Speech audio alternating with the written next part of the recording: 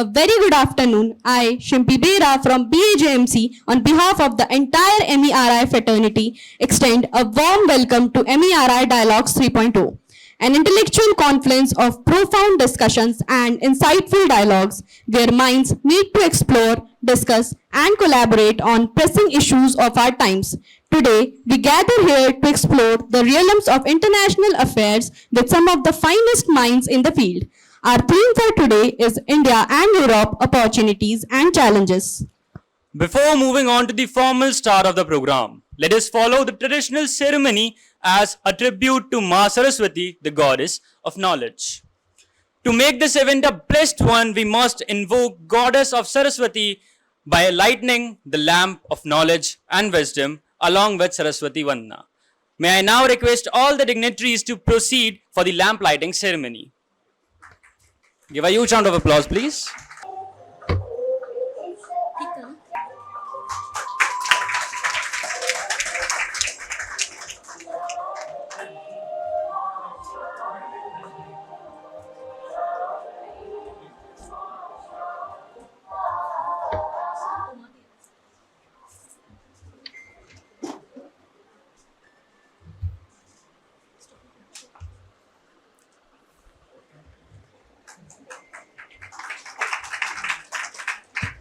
Thank you so much.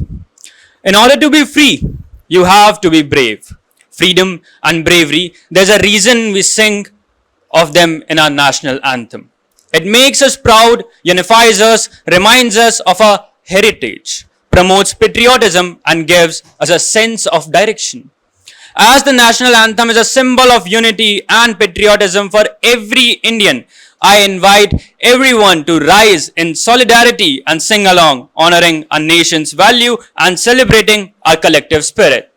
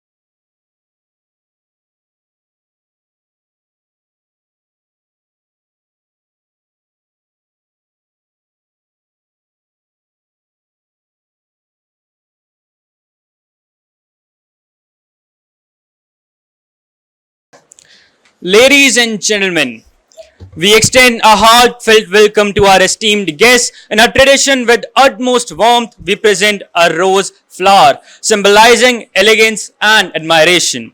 May I now request Disha and Pammi to welcome all the dignitaries with a rose flower. Please give a huge round of applause.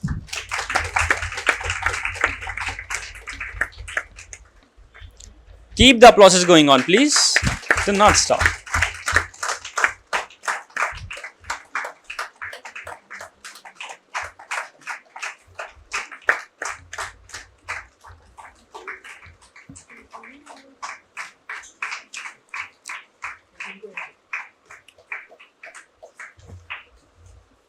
Today, we are delighted to have amongst us Honorable Professor Dr. Lalit Agarwal, Sir, Vice President, MERI Group of Institutions. Sir is a renowned educationist across the globe. He has been instrumental in establishing MERI as a center of excellence with a focus on providing quality educations in the field of engineering, management, law, journalism, information, technology, teacher and school education. He has been awarded Doctor of Philosophy for his work in the field of leadership management and development of educational institutions. He has also authored a book of leadership skills which is received very well. He is an excellent leader, advisor and mentor to students and faculty in providing guidance and support as they navigate their academic and career paths. Good evening, everybody. My warm welcome to Shri Arun Kumar Sahuji, IFS, Additional Secretary, MEA, a renowned diplomat, and a very, very experienced person on today's topic, that is of Europe. He's, I think, nowadays heading the Europe desk in the MEA. My welcome to Dr. Kissenberg, Margaret Kissenberg, from University of Applied Sciences, and that is TUAS in The Hague, and she is an expert in the European studies. Thank you, ma'am, for being here among us. I also would like to welcome Dr. Anshu from GNU, a professor in international studies, and her work and books are very, very well known. Recently, she has authored a book on the G20 also. My welcome to Mr. Laskar, the journalist from the Hindustan Times. Thank you, all of you, to be here with us on a very, very important topic of India and Europe, challenges and opportunities. India has a long-standing relationship with Europe. It goes as back as from the times of Alexander, when he came to India from Greece. And then we all know that there was many travelers who came to India, like Ibn Battuta and Marco Polo also, who had chronicled different phases in the Indian history, are tryst with the Britishers for the next 200 years, and then the relationship of India after the independence in 1947, both with the Europe, is long-standing, long-lasting, and a relationship which has encompassed all facets of life, be it the cultural, be it educational, be it economic, the defense ties, and all other things. Nowadays, with the European Union and now when England or the UK has come out of the Union, the Europe as a whole, India has a trade of more than $100 billion. And I think it is the third largest trade partner of India as far as trade is concerned. As I told you, the cultural ties, the cultural relationships, the educational relationships are all very important. And especially these days, when we have a challenge in Ukraine, the economic ties have to be redefined and reworked. During G20, the Honorable Prime Minister of India talked about the Eastern Economic Corridor. Although this is something which is a very, very challenging task, but this corridor is actually going to help and increase the trade between India and the Europe. Although we have some challenges in the Middle East these days, but I think soon these challenges will be over and we will have good trade relationship and more cultural relationships also with Europe. I would not take much of your time because there are experts who are here to delve on the topic and then discuss with you your questions, your queries with them. I think it's a great opportunity for all of you as students and faculty members to interact with this august ensemble of dignitaries who have come here all the way to interact with you. Thank you very much and welcome to all of you once again. Thank you. As we embark on this journey of intellectual exchange, let us delve into the theme, India and Europe, Opportunities and Challenges, at MERI Dialogues 3.0. This platform symbolizes the rich tapestry of history, culture, and innovation that binds these two vibrant regions. As we navigate this intellectual journey, we unveil the vast potential awaiting exploration in trade, investment, technology, and education between India and Europe. However, within these promising prospects, we also encounter various challenges, from navigating geopolitical complexities to fostering sustainable development.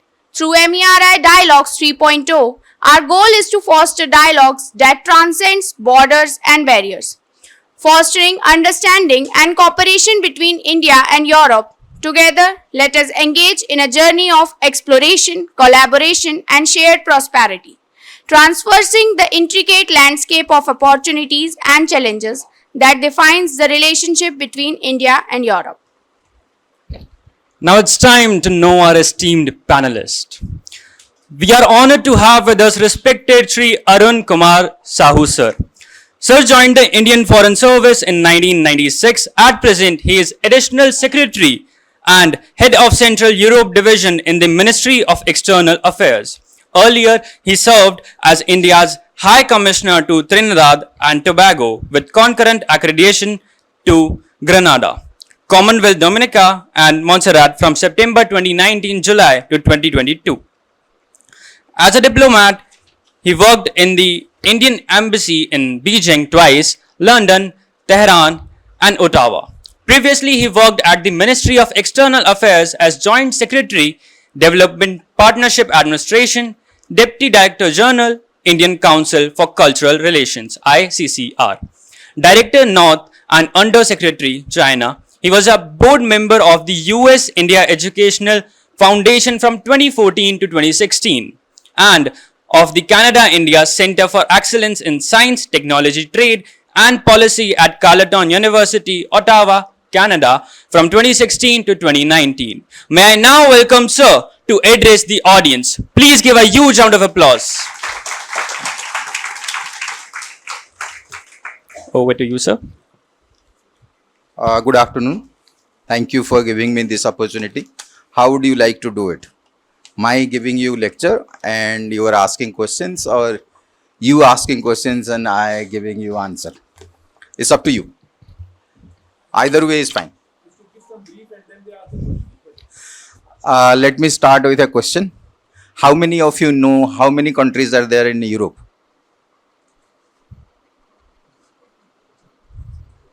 What do you mean by when we talk about Europe? Huh? 20? It's a continent. Yeah.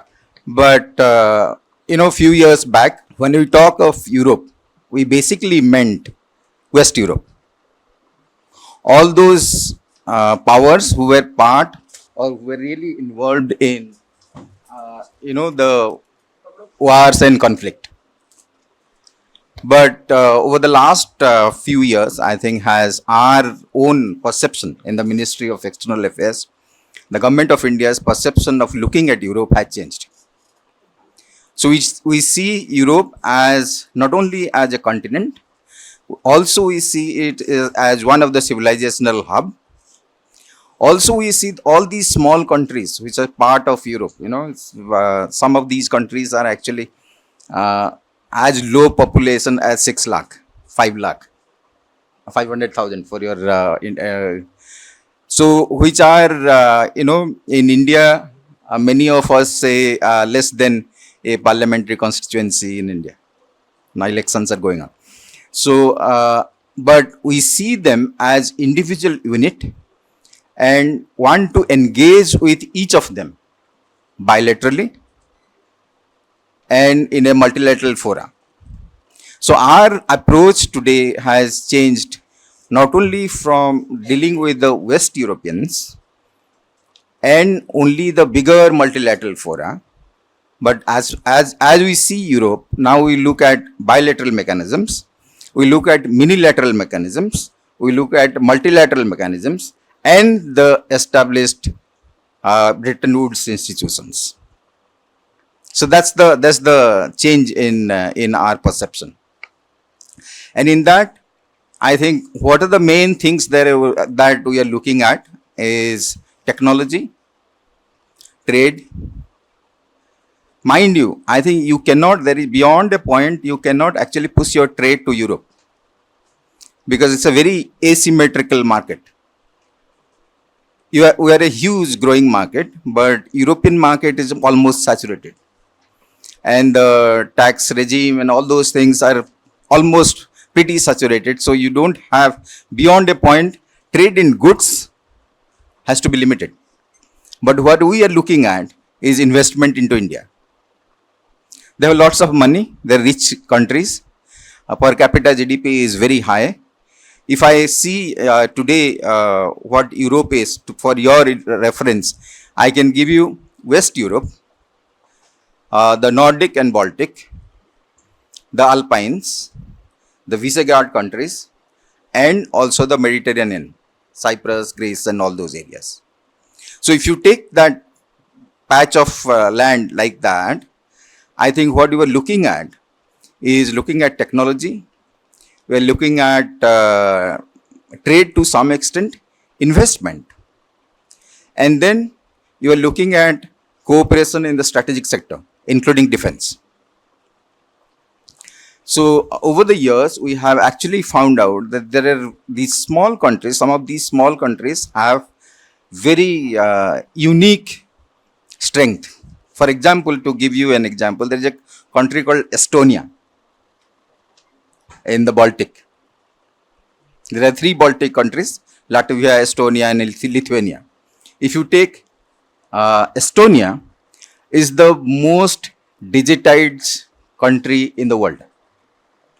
There are only 2 services for which you have to present yourself before the government, or let's say you have to see somebody's face. Rest of the services are all supplied and delivered digitally. So including, I think, driving license and all this are all digital.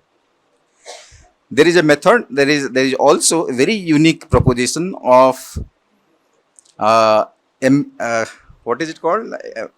Data consulate, which the Estonians do it. They have put all their data and stored it in a different country, which is Netherlands.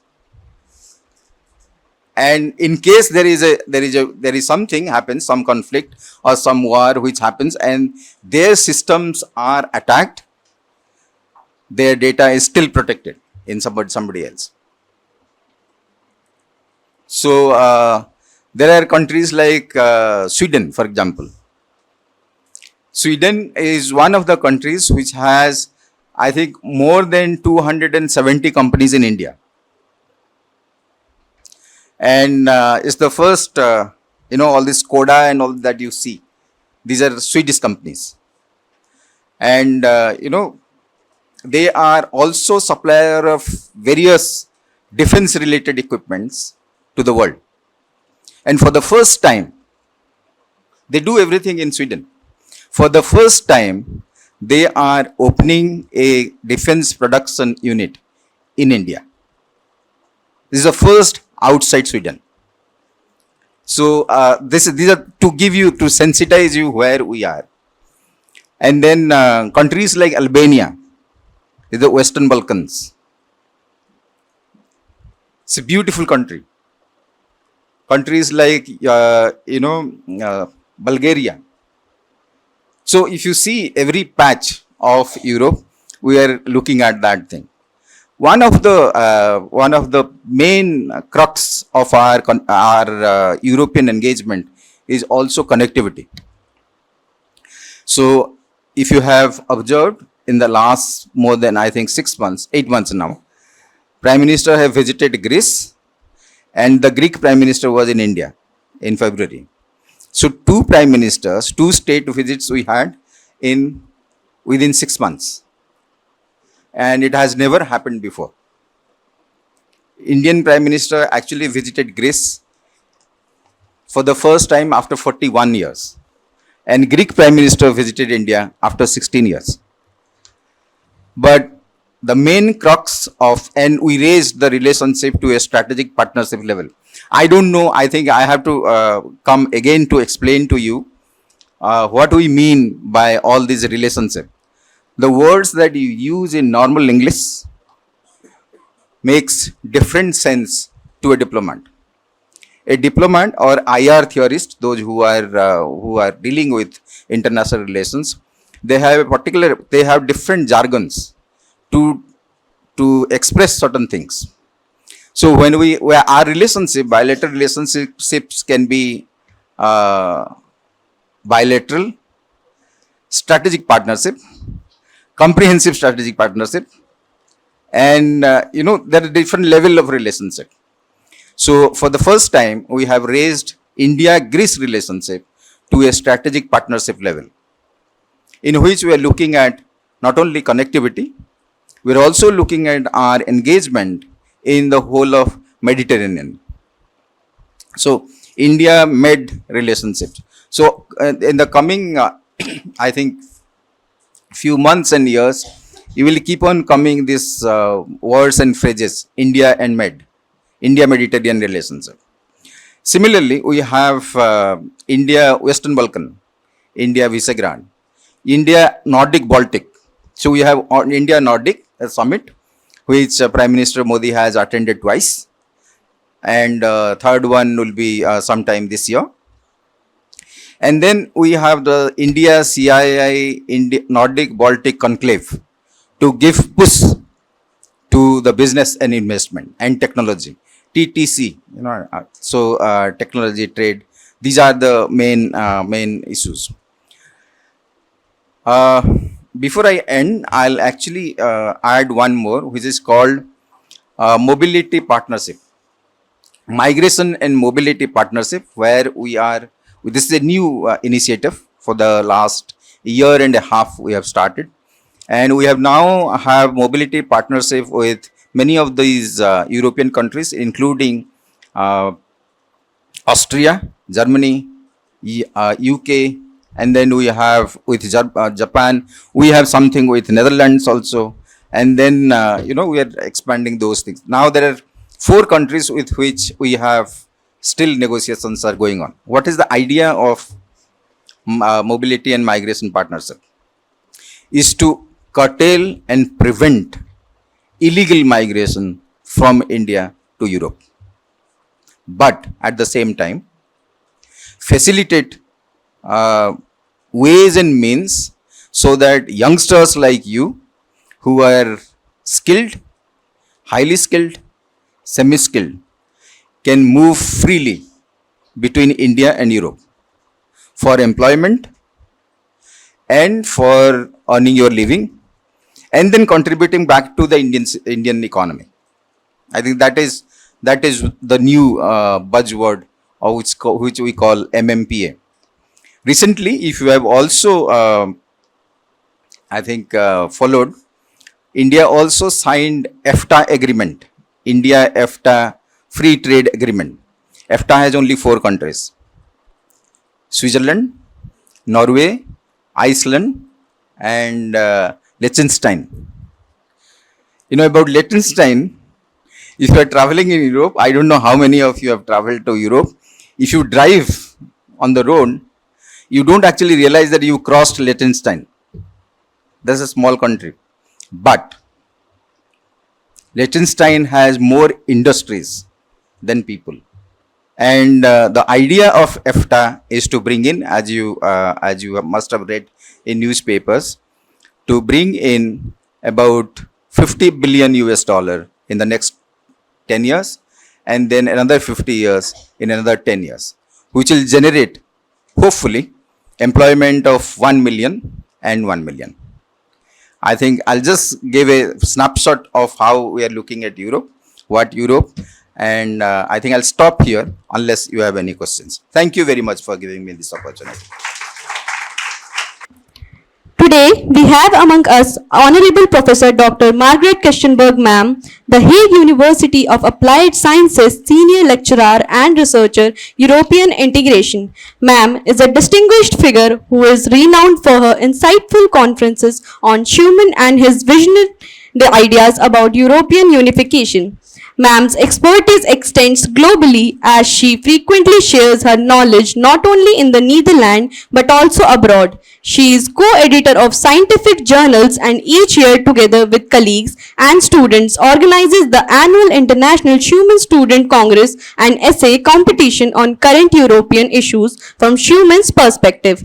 Together with the Universidad Francisco de Vitoria, Madrid, and the Management Education Research Institute, New Delhi, she developed at the Hague University of Applied Sciences the COIL Collaborative Online International Learning Project for international students on personal leadership connected to core principles EU, so as to foster Schumann's timeless guiding principles of recognition, solidarity, subsidiarity, and supranationality only where needed, having the personal in connection with the common good at the heart of all structures. Let's warmly welcome Ma'am to address the audience. Over to you, Ma'am. I'm very happy to be here. Very good to see. And some of you I knew already, thanks to the COIR program. So it's nice to see you also live again. And then Professor Lalit, thank you very much for this occasion. Also the founder of the Meri Institute, thank you so much. And also the former speaker, thanks a lot for their insightful views that you had on Europe. For me also some new insight. Thank you very much for sharing those. Okay, so I start now this very tiny speech that I'm going to give, because I really reduced it. I can speak for hours on Schumann, with the question that I always raise at our university and at any other university, and that is, who started the first peaceful revolution in Europe? Nobody knows, don't worry. Well, I mean, the people of my course, they will know, but no. Normally, people don't know. If you ask who started the first peaceful revolution in India, Gandhi. Everybody knows in the whole world. No doubt about that. Well, in Europe, we had Robert Schuman. And who is this Robert Schuman? Who was he and what did he do? Well, he started then, as I said, the first peaceful revolution in Europe by the method of reconciliation between two arch enemies for over 1,000 years, which were France and Germany, working together on a peace project as equal partners, using the instruments of war, which were coal and steel, as instruments of peace, by putting them on a supranational level. So they were not longer, the coal and steel were no longer French, no longer German. You can think, wow, this was a whole mouthful. This is such an intelligent way of solving issues, whatever issue, if it is a personal issue, or if it is a big issue, a municipal or a provincial or a regional or a continental issue, even then. This is a way of thinking that you focus on problems as possibilities for solutions, for better cooperation, for insight, for eliciting the best out of the situation. Yeah, so I will repeat it later on again because this was a lot what I'm saying. It has a lot of content, but I just wanted to mention this already. And I just noted down a few things that I really don't want to, this way of thinking, what I want to say is also then you focus on the positive of every person or of every country. When you do so, you can think of your own family, how your dad and your mom are looking at you. They want to elicit the best out of you. And that is what you do when you look with a positive view at your child. And this seems perhaps childish what I'm saying now, but this is a kind of attitude that we need to have in this world that we are living now. When we look at countries, we focus on their positive qualities.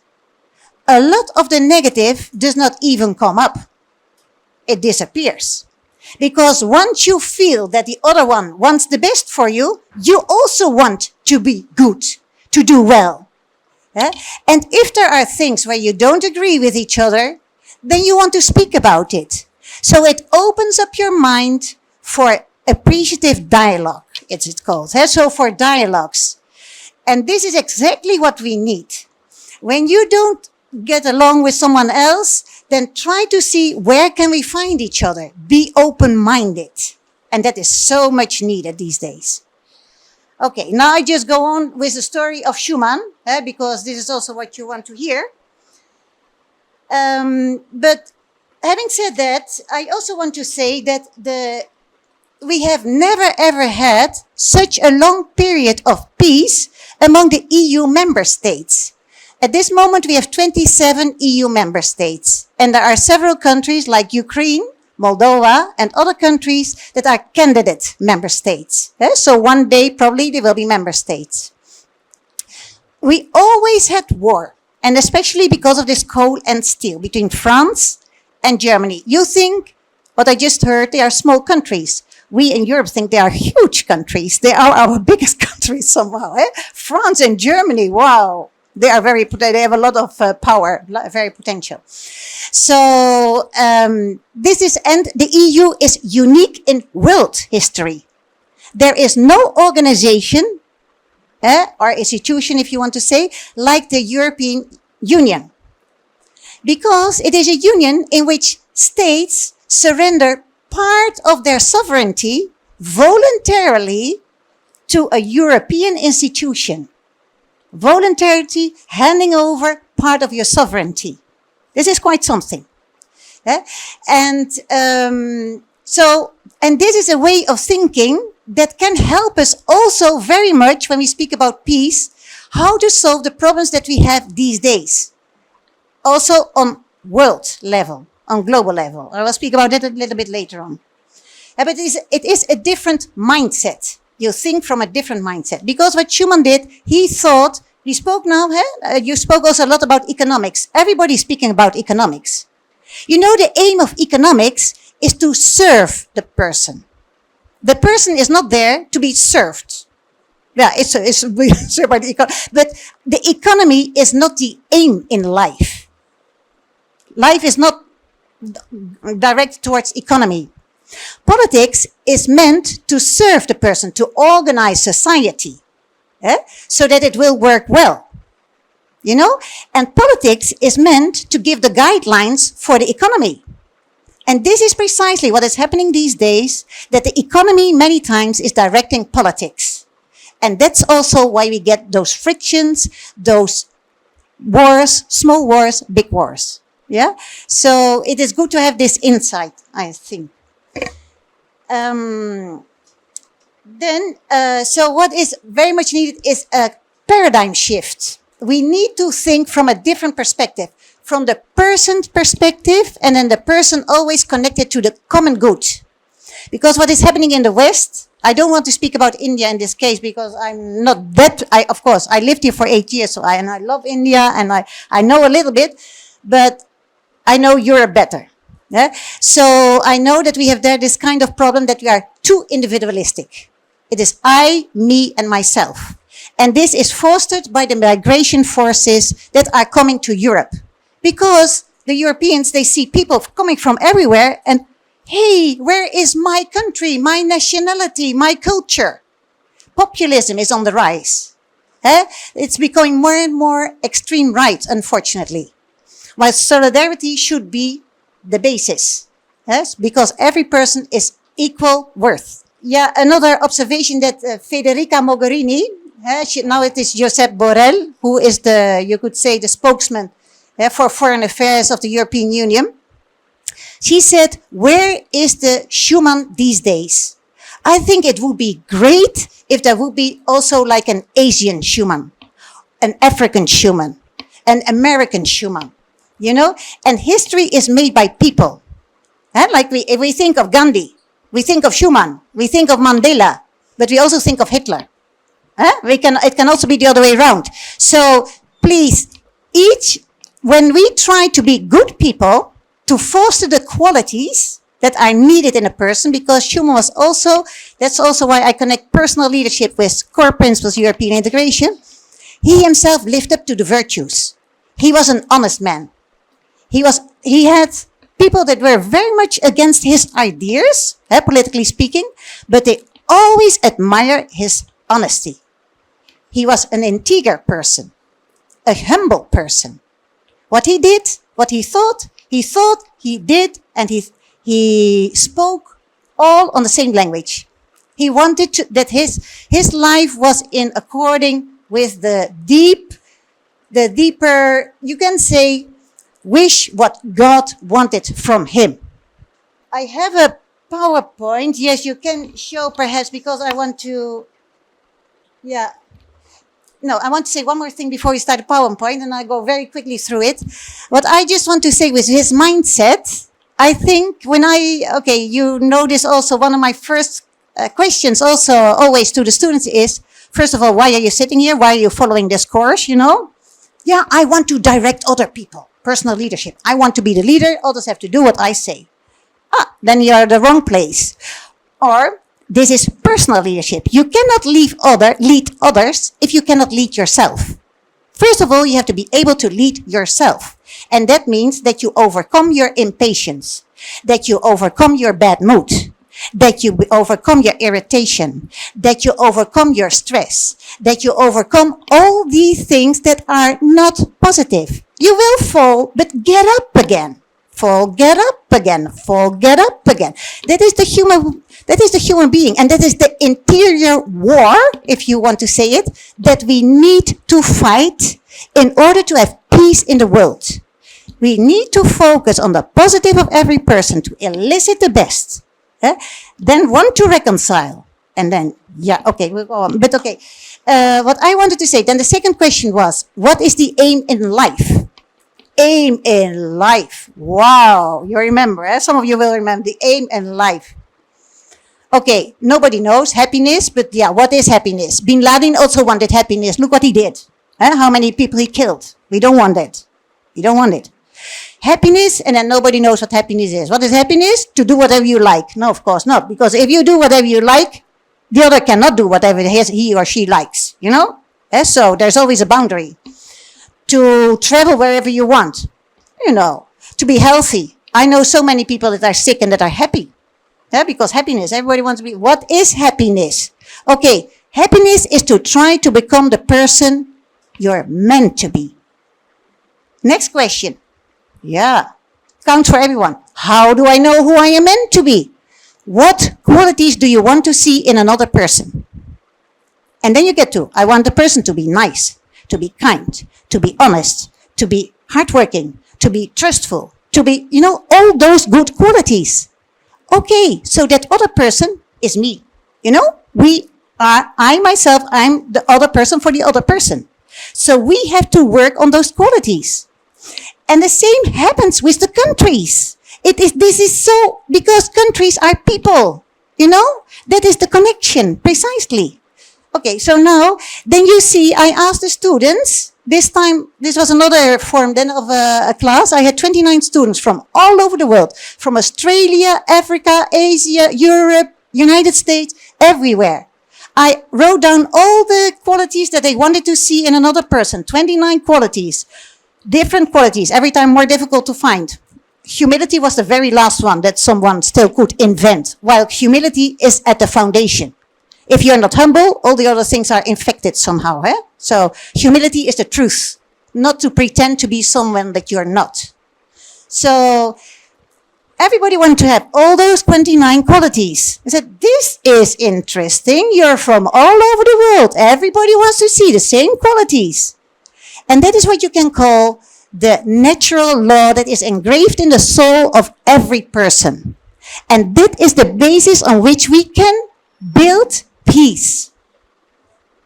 This is the strong base. And this is precisely also what Schumann did. He lived up to the qualities. And it's not easy. And it's for each person, it is a battle. But it is a joyful battle because we become more free, more happy. When you don't give in to impatience, when you don't give in to unkindness and things, you feel more happy, you feel more free when you try to be good. Sorry, now we go very quickly, if you don't mind. Do I have 2 minutes? 2 minutes? Okay, go quickly. So, India and Europe, the world today, a wake-up call. Okay, I just want to make a very small comparison with between Europe and India. Europe, as we just heard also, we are very different. Also, Professor Lalit Agarwal just said it, and we also noticed it in your presentation, thank you so much, that the North and the South are like Kashmir and Kerala. The North, Norway and Spain, nothing in common. Well, a few things, they're mountains, okay. But, it is very different. East, West, very different. Cultures, very different. Languages, very different. In India, you have all the different states. They all have their own language. They all have their own culture. They all have and you're one nation. This is also the European Union, also very, very different. But we have the European Union. That goes together. Then also the democracy is one of the essentials of the European integration project. So you respect the opinion, the wishes of the people. Okay, so I think now we go to the next slide. These are the common, okay, we have no time, unfortunately, to go into all these things. We did it with our COIR project, the Collaborative Online International Learning at the Hague University, that we did together with this institution and an institution in Spain. But with Schumann's frame of reference, which is, I just repeat because it's extremely important, person connected to the common good at the heart of politics, economics, juridical systems, everything. Then the method, reconciliation. Always look for how can we reconcile. Solidarity, but with deeds, like coal and steel. Instead of instruments of war, we make them instruments of peace. Then subsidiarity. Don't ask countries or regions to give in more than they need, because it is only for the common good what is really needed, they have to give in. Then supranationality. Sorry, they have to be as much themselves as they want. Sorry, I'm saying it wrongly. Subsidiarity means that you protect the independence as much as possible. And then supranationality, they only need to give in where it's really, really needed. Okay, and with that frame of reference, you can work towards the solution of even all these problems. And I can speak about that, but there's no time for it right now. But if there is time later on, I would very much like to do so. Next one, please. This is the main aim of the European integration. It's not the economy. It's not coal and steel. It is about peace and security. Thank you. Next one. I think this is something to take to heart. World peace cannot be safeguarded without the making of creative efforts proportionate to the dangers which threaten it. Now we are in a world with many wars. So now we also have to think continentally. So perhaps instead of supranational, some things have to be organized supracontinental. If people die because there's no water, we should do something about it. Yeah, continentally. Next one. This is a new kind of politics, what he started with, the supranationality, that states hand over part of the sovereignty. That is a new way of thinking that had not happened before in the world history. Yeah. So, inauguration of a new kind of politics that will probably be the strongest effort to protect our continent and to preserve the world from suicide. Suicide, if we continue with all those words, I don't want to think of it. Yeah. The next one, please. We had this one. Thank you. Where's the Schumann of an Adenauer today? This is one of the Schumann conferences that we have with students. We just switched to the next one. Of course, Mahatma Gandhi, first peaceful revolution in India. It's amazing what he did, what one person can do. And you can be that person.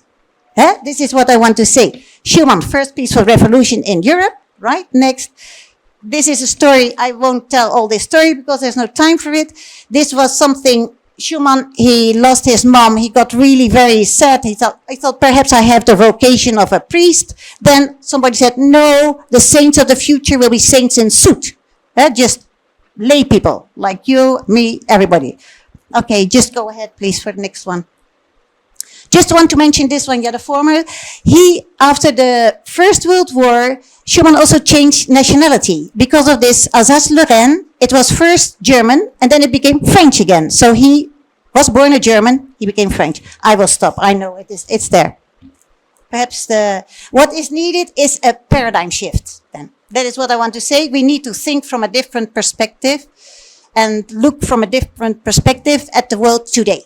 I think that's the main message I would like to give. Thank you. Sorry for taking time.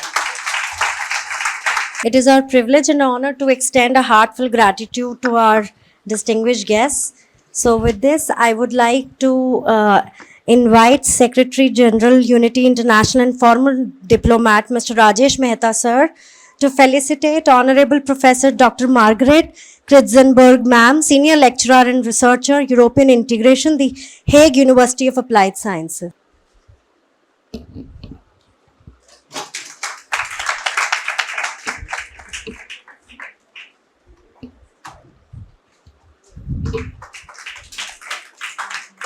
Thank you, sir. Thank you, ma'am. And I'm extremely sorry for breaking this schedule. We'll continue with the sessions. I would like to invite Ms. Now I would like to invite Honorable IP Agarwal Sir, Chairman Meri Group of Institutions, to felicitate Mr. Arun Kumar Sahu Sir, IFS Additional Secretary, Ministry of External Affairs, Government of India.